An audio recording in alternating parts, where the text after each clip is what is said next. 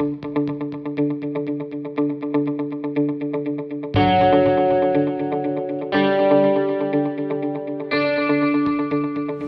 kita masih dalam faktor dalam arti desa masyarakat miskin masih kita ini, ya, miskin.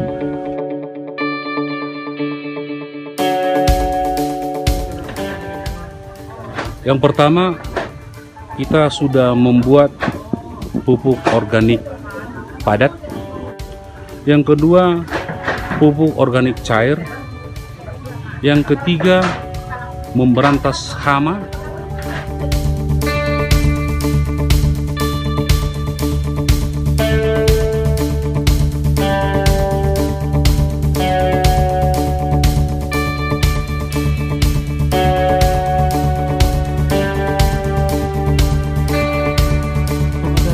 Jagung unsur 1, 2, dan 3. Bersepakat kita museng untuk pengadaan bibit kopi khusus di daerah pegunungan Dusun 3. Meludung mandiri desa Permonangan berarti masyarakatnya hidupnya sudah sejahtera.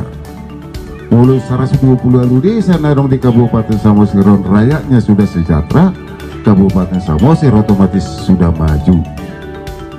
Nah, kita masih dalam faktor dalam arti desa masyarakat miskin masih kita ini, ya, miskin. Alanya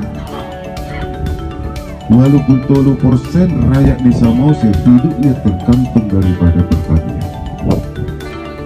Nah, untuk itu pertanian harus ditingkatkan di Kabupaten Samosir ini. Baru diiringi dengan desa pariwisata. Kepala desa diberikan dana 1 M dari pusat. Mau nanya untuk apa? Berdayakan sumber masyarakatnya supaya kreatif dan bisa berpenghasilan. Itulah tugas kepala desa. Selamat sore sahabat Green Berita dimanapun berada, kembali Regar melaporkan.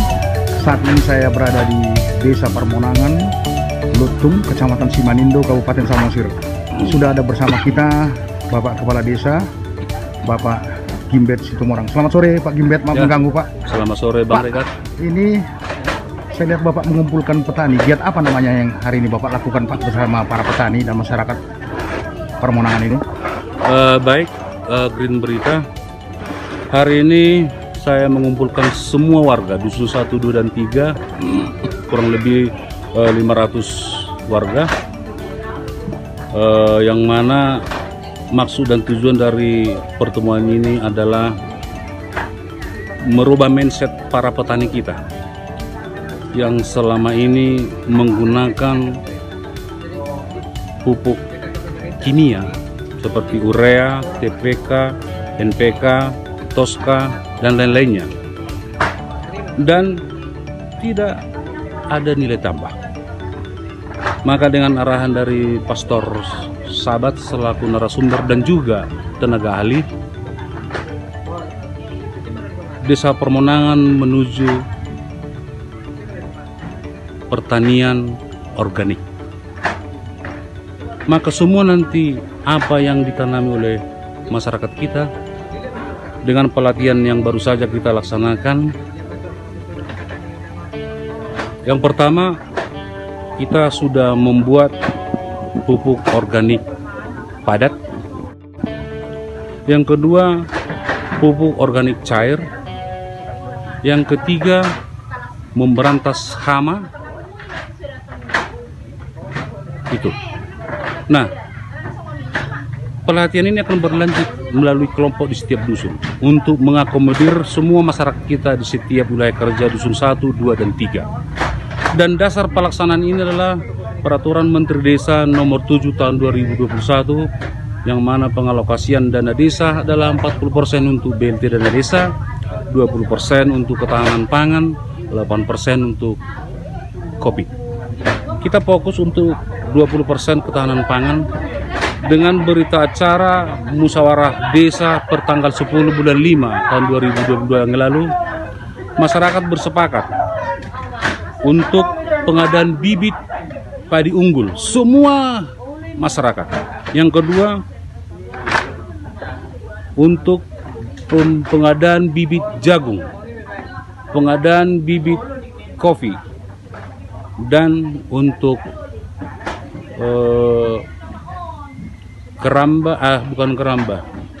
kolam ikan darat.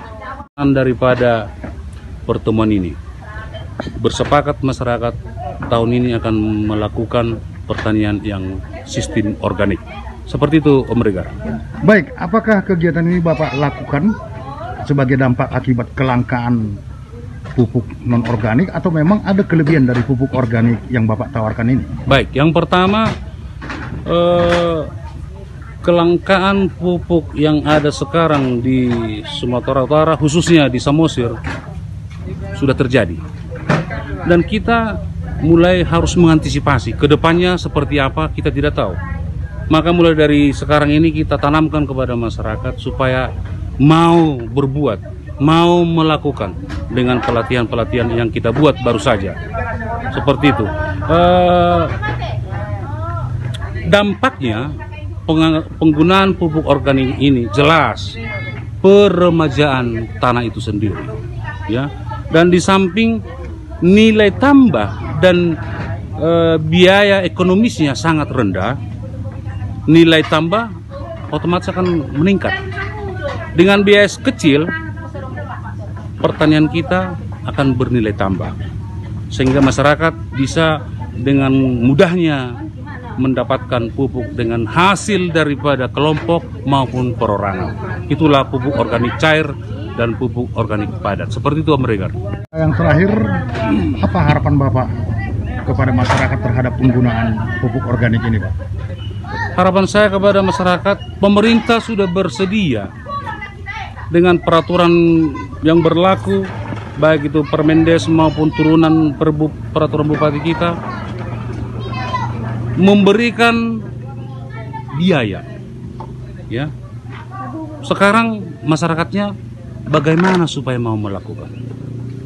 Tentu dengan kepala desa, pemerintah desa membuat suatu wacana ataupun sistem supaya mereka tertarik dengan hal yang baru ini. Seperti itu. Pemerintah sudah bersedia.